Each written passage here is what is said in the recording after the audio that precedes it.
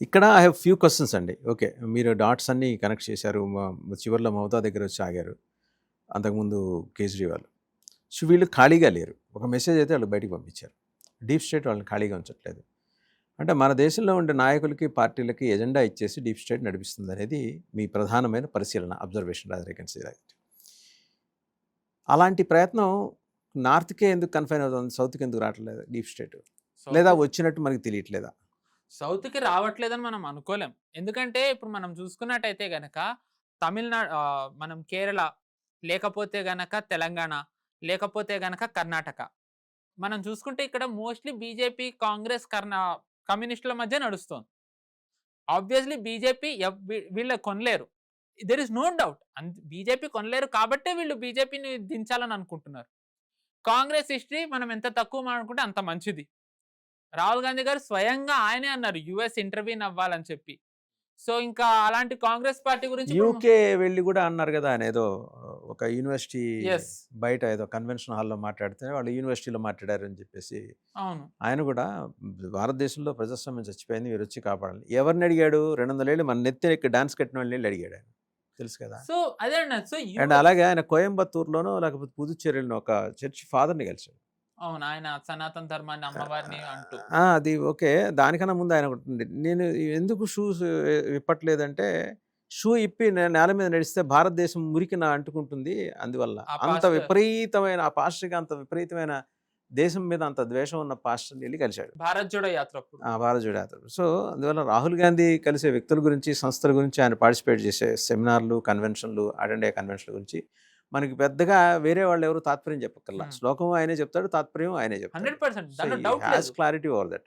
నేనేదంటే ఇప్పుడు కాంగ్రెస్ పార్టీకి, సీజేపీని, అరవింద్ కేజ్రీవాల్‌ని లింక్ చేసే ప్రయత్నం ఏమన్నా డీప్ స్టేట్ చేసే అవకాశం ఉందా? పాసిబిలిటీస్ ఉన్నాయి. హ్మ్. అంటే ఇక్కడ అవునన్నా, కాదన్నా ఏమవుతుందంటే అంటే మేబీ ఇప్పుడు రాహుల్ గాంధీ గారి వల్ల రిజల్ట్ ఏమొస్తుంది? హ్మ్. సీజేపీ వచ్చింది అంటే దట్ షోస్ ఇప్పుడున్న రాహుల్ గాంధీ గారు సక్సెస్ అవ్వలేదని. ఆయన భారత్ జోడో యాత్ర చేసిందే అందుకు. హ్మ్. మోదీ గారిని దించాలి అని. What result did he yield? హ్మ్. నిజానికి ఆయన సాధించలేదు. 99 సీట్లు వచ్చేసి నేను చేసేసాను, నేను ఓడించాను అనుకున్నారు. నిజానికి మోదీ గారికి 303 సీట్స్ ఉన్నప్పటికంటే 240 సీట్స్ ఉన్నప్పుడు ఆయన బలం ఎక్కువైంది. హ్మ్. ఇన్‌ఫాక్ట్ 240 సీట్స్ ఉన్నప్పుడే ఆయన బీహార్‌లో బిగ్ బ్రదర్ అయ్యారు. బెంగాల్ గెలిచారు. ఢిల్లీ గెలిచారు. అండ్ ఆయన ఒరిస్సా గెలిచారు. అండ్ మహారాష్ట్రలో వాళ్ళు బిగ్ పార్టీ అయ్యారు. ఆయన 240 సీట్స్ ఇప్పుడు ఎంత మందికి ఇది ఒక కూటమి ప్రభుత్వం అనే భావన వస్తుంది. ఆయన ఇంకా పెరిగారు. సో దిస్ షోస్ ఇప్పుడున్న ఎగ్జిస్టింగ్ పార్టీస్ అన్నీ కూడా they are becoming weak day by day. ఎందుకంటే జనాల పల్స్ వాళ్ళు తెలుసుకోవట్లేదు. They are failing. And Rahul Gandhi గారు ఓపెన్ గానే అన్నారు. శక్తితోనే మేము పోరాడతామని. హ్మ్. ఆయన భారత్ జోడో యాత్రలో ఆయన అన్నదే ఇది కదా! హ్మ్. ఏదైతే శక్తిని వీళ్ళు పూజిస్తారో హమ్ ఉస్ శక్తి సే లడ్ రహే హై. సో ఆయనకి ఏదైతే హిందువుల మీద ద్వేషం ఉందో ఇట్ ఈస్ వెరీ ఎవిడెంట్. ఆయనకి భారతదేశం మీద ఏదైతే ద్వేషం ఉందో ఇట్ ఈస్ వెరీ ఎవిడెంట్. ఆయనకి ప్రత్యేకంగా మోదీ గారి మీద ఏదైతే ద్వేషం ఉందో it is very evident. So somehow ఇక్కడ ఉన్న పార్టీస్ అన్నీ కూడా దే ఆర్ ఫెయిలింగ్. హ్మ్.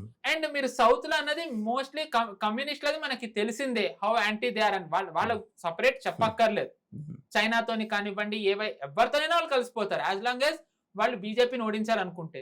So hmm. That brings us only to DMK and AIADMK. AID and DMK could be chances ఉన్నాయి. Hmm. We can't rule that out. At the same time కన్ఫర్మ్‌గా చెప్పలేం. విజయ్ ఇప్పుడే వచ్చారు కాబట్టి we have to wait and see where he will go. Okay. ఆయన రాహుల్ గాంధీతో ఉన్నా కానీ we can't just put a blanket statement. We can't give blanket statement that ఆయన యాంటీ నేషనల్ అనో, ప్రో నేషనల్ అనో మనం అనలేం. Until and unless 6 months to 1 year అయ్యేంత వరకు ఆయన విధి విధానాలు చూసి కానీ ఆయన మీద ఆరోపణ చేయడం ఆర్ ఒక వ్యాఖ్యానించడం నిర్ణయానికి రాలేము. కరెక్ట్ కరెక్టే. కాదని నా ఫీలింగ్.